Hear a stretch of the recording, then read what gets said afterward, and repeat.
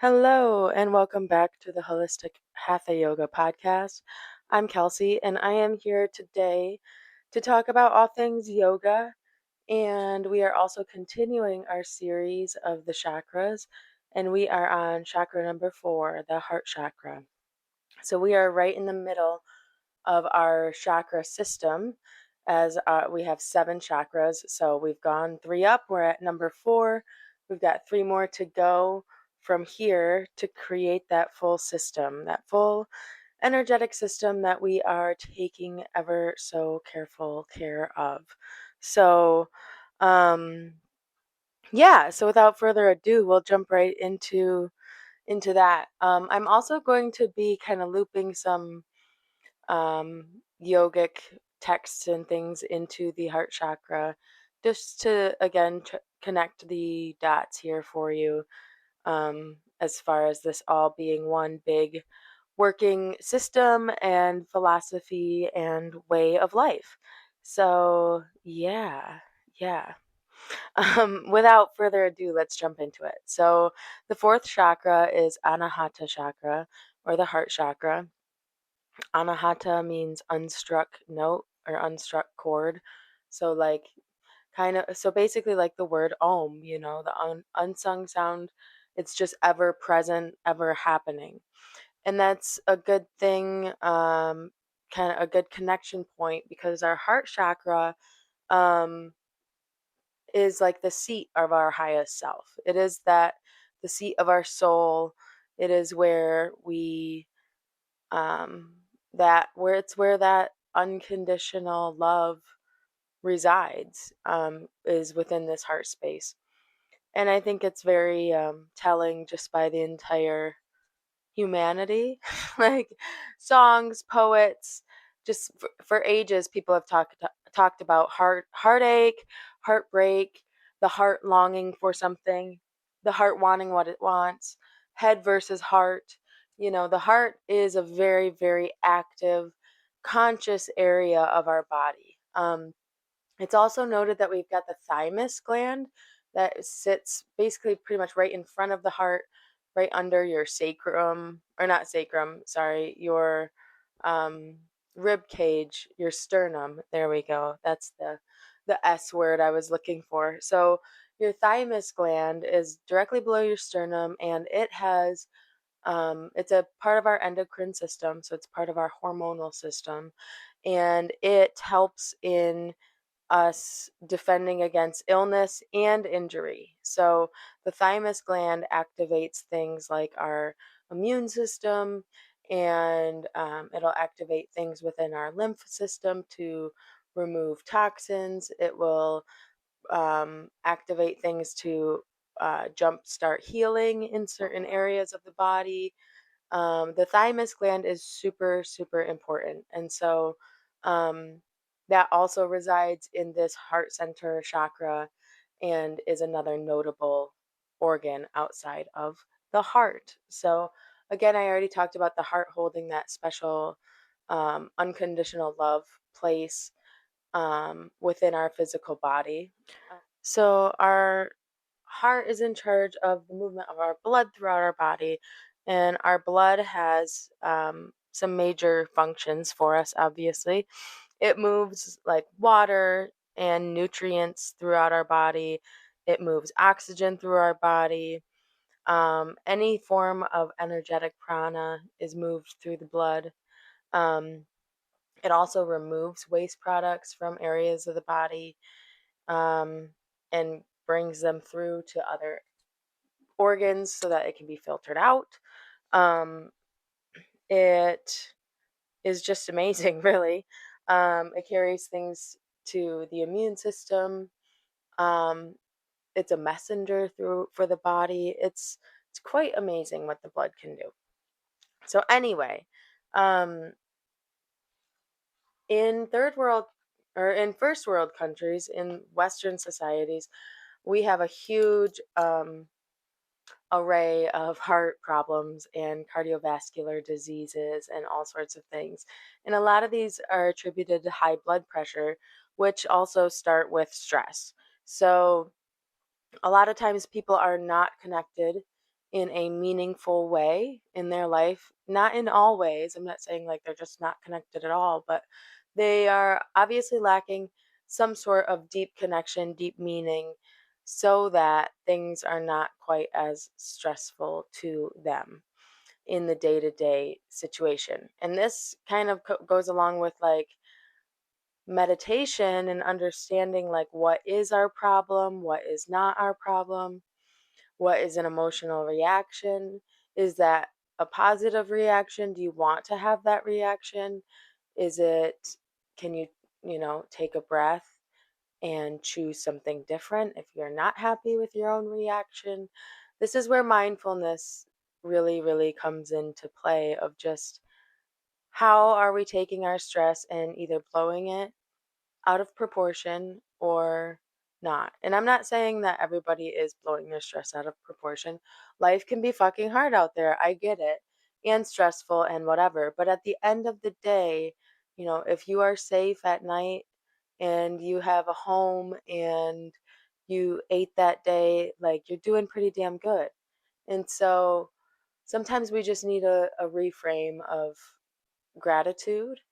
Um, and also just understanding what we can and cannot change, what we can take action to help make a difference, and what we can't, and what just needs to be let go of and not let it create more stress in our lives. So I was reading um, a yoga book, obviously, last night, and there was a really funny story about um, Indra. So he's like the supreme consciousness, like unconditional love, god, like head of the gods, basically. I'm probably butchering that a little bit, but anyway, so he's, yeah, basically head of the gods, and he gets, somehow he ends up in a pig body, and like on earth, and he has a she pig and a bunch of piglets, and he is just like gets fully immersed in this pig world and is just happier than a fucking clam, happier than a pig in shit, if you don't mind me making the pun at this moment. um Anyway, so he was very happy, and the rest of the gods had some shit that they needed to do, and they were like, "Hey, Indra, we really need you, man. Like, what are you doing? You're playing with all these pigs. Like, this is not what we need you to be doing right now." And he was like, "Oh, what are you talking about? Like, this is my life. I'm a pig. I love these pigs, da da da." So, anyway, and this, like, Indian stories, I don't know, they just get so dark. There's so much slaughtering happening all the time. But it gets to the point, I guess. So anyway, so the gods end up slaughtering all the pigs, and slaughtering all the pigs. Sorry if that I kind of mumbled that. Um, and Indra's crying, in his little pig body, and they rip open his body, kill that pig, obviously, and he comes out of the body. And then he kind of sees the mess all around of the murdered pigs and all this shit, and he starts laughing, and he's like, "Oh my god, I had no idea. Like I really was immersed in that world. I totally forgot about my godly duties, and thanks for saving me, dudes. Like thanks for getting me out of there. Yeah, we need to get back on track and keep doing our shit." And so like I was just cracking up laughing because I think that's a hilarious story, but it's very true of like things that can get in the way. And I'm not saying that like being involved in earthly things like having, husbands and wives and children and families and things like that. I'm not saying there's no value in that. That's not what we're saying at all here. But what I am saying is that, like, sometimes we have a larger task at hand and we get drug into this really dramatic situation that is not even really ours to begin with, that we can freely like walk away from at any given moment of given upon our choice. And that sometimes we just need that redirection, that slaughtering of the pigs to be like, "Oh yeah, I forgot. I actually have all these other duties I need to really be focusing on over here." So anyway, long story short, coming back to the heart chakra, The heart chakra is where this soul resides, this part of us that wants to connect with love, and the part of us that is connected to universal love and or unconditional love, whatever you want to call it. It's that ever, because like throughout the universe, it's that same ever pervading connection of the Purusha is what it's called in yogic philosophy, but that it's that unconditional love, and it's not that it's an act that love is an aspect of it. It's that is what it is love. Like that is the essence of our being, is love. So in order to have a balanced heart chakra, we need to be able to both give and receive love in a positive and healthy way. And so, hopefully, moving up through the chakra system from the base all the way up to now, we have been, working through those ideas of what joy is and what the soul is and um, what just positivity is and leaning into our best and most authentic self is, so that when we get to this point of the heart chakra and getting into this unconditional love, we have discernment about who and what deserves that unconditional love and where that energy needs to go. Um, because if we have unbalanced chakras in the lower systems here, like within worthiness, within jealousy, within fear based thinking, if we get up to this chakra and we're just like suddenly like, oh, I'm just gonna, give love unconditionally, we can be in a very dangerous place very quickly. So that's where I say we must use discernment and balance as much as possible as we move up through these chakras, so that we have that proper alignment when it comes to giving and receiving. And so, speaking of, we're not even just talking about romantic love, we're more so talking about our everyday actions. And are they coming out of a place of love or not? Um, I truly believe the only two polarities we have to act from are love or fear.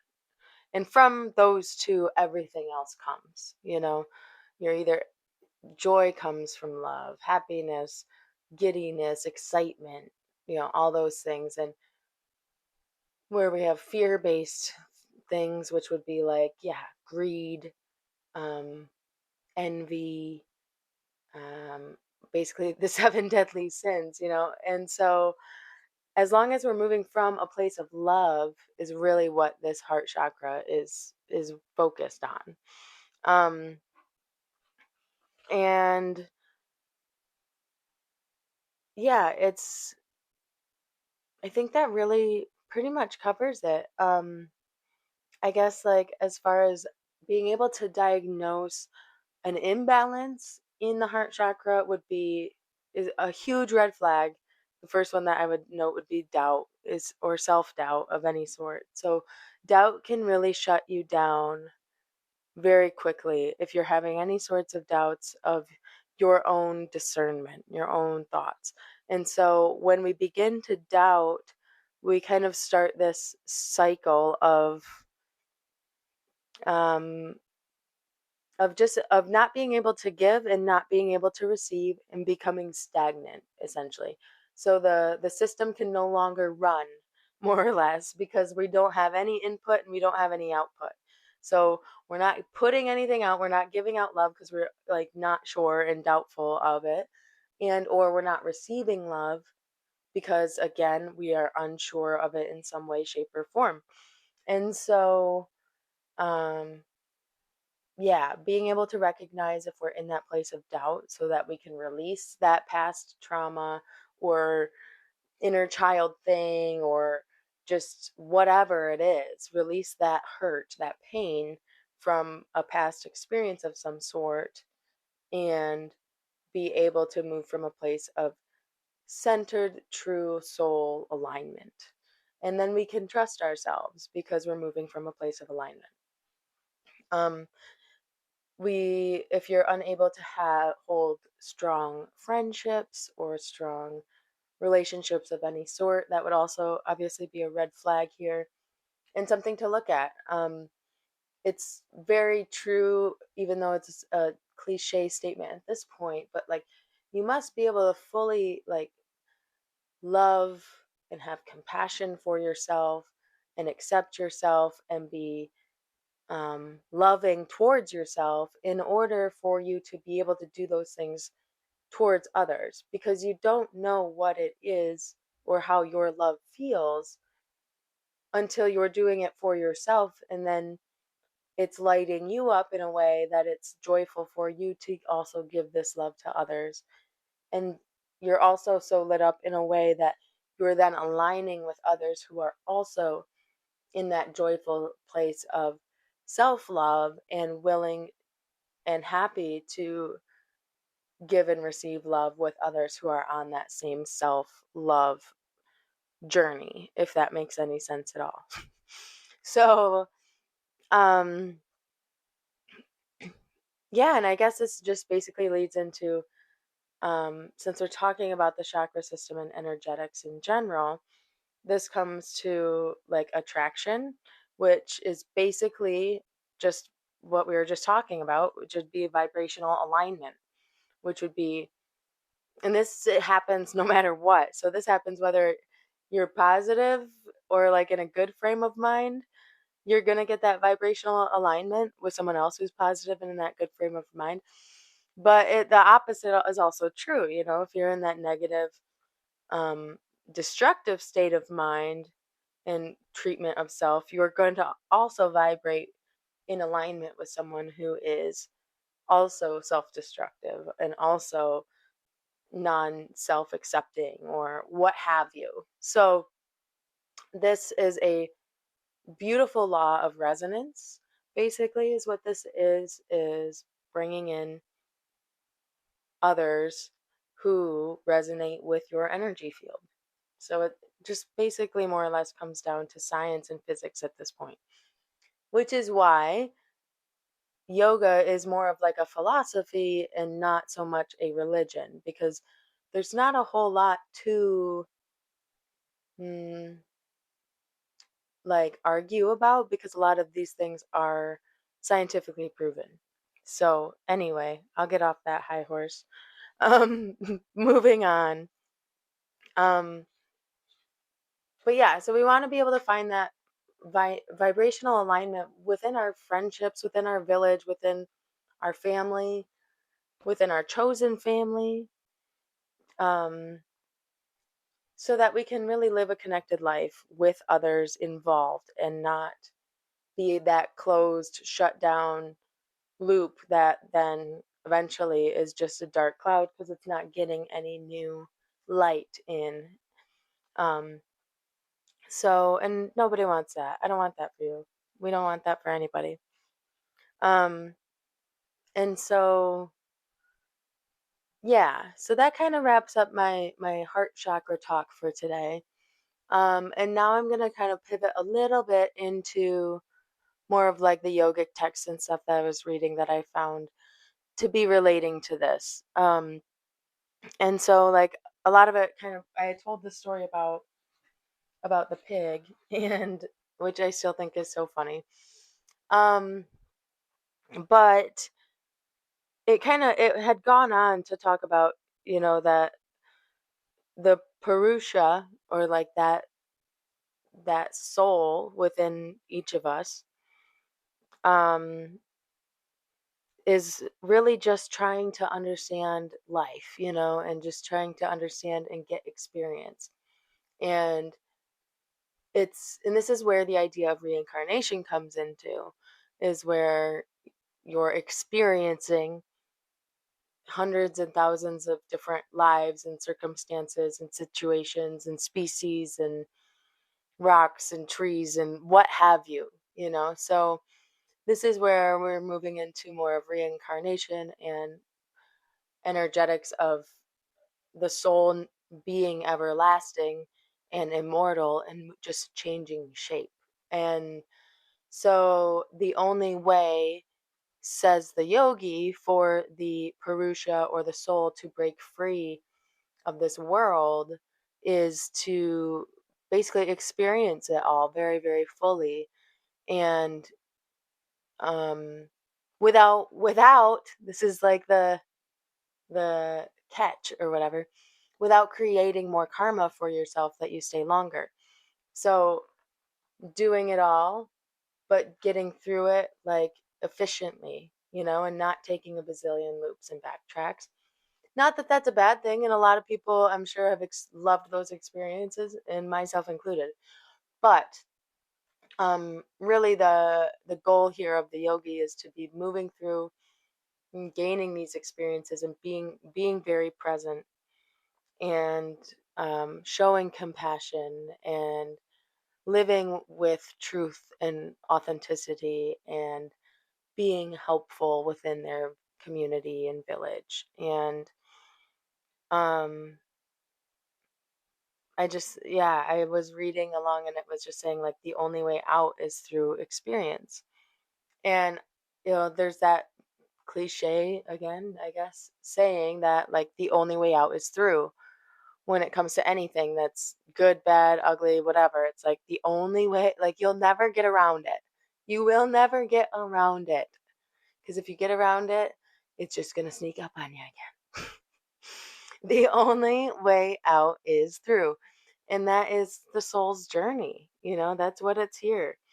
Um, to experience pleasure, to experience pain, but to know that, like, this is all just experience, that yes, we die or we change forms or this happens or that happens, but ultimately what we are, that deep, beautiful peace that we all feel within ourselves, and the connectedness we can feel with others, that unconditional love is ever present and immortal and continuing always, and so the as long as we can remember that, it makes the rest of life a little bit easier, a little bit easier to kind of bring yourself back to reality of where we really are.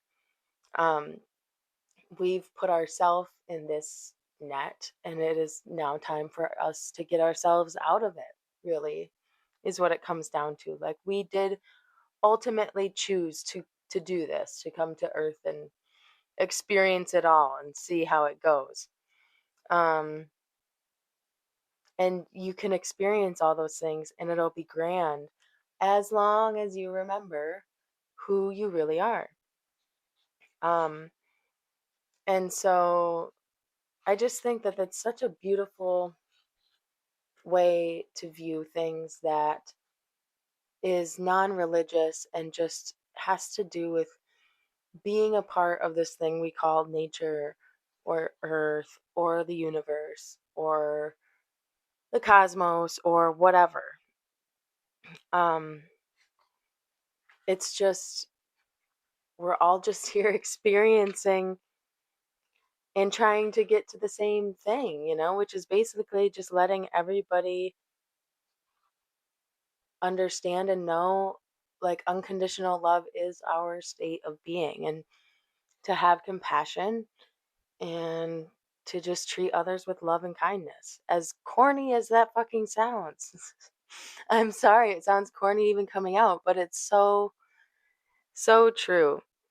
Um, and basically, yeah, when it comes down to just life and yoga and philosophy and this idea of being bound to this, gross human matter or earthly matters versus, like, the infinitelessness, infiniteness, infiniteness.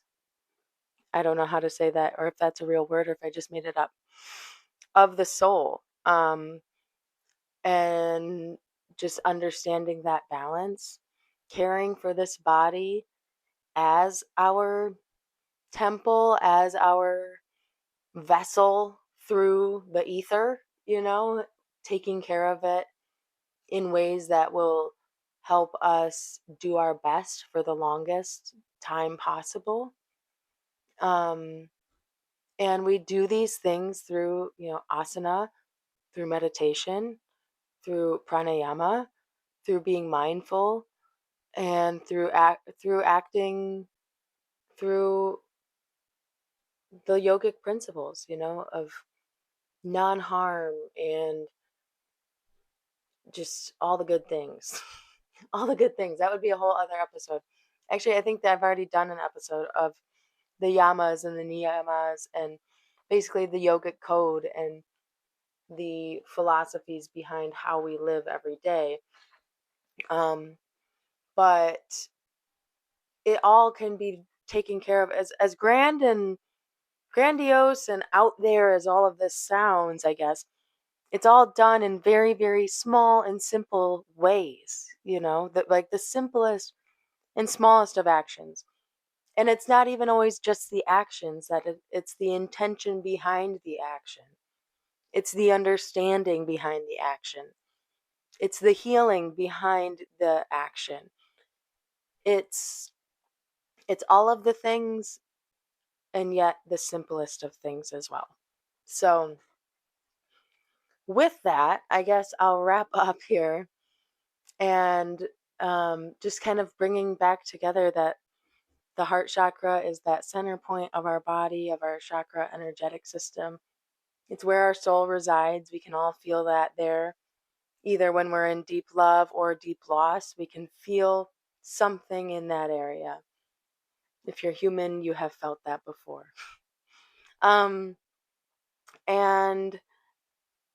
yeah, that really all we're trying to do here is just experience, to do our best, to treat others with love and kindness, and move towards a peaceful way of life. So I hope you guys all have a great, great rest of your week.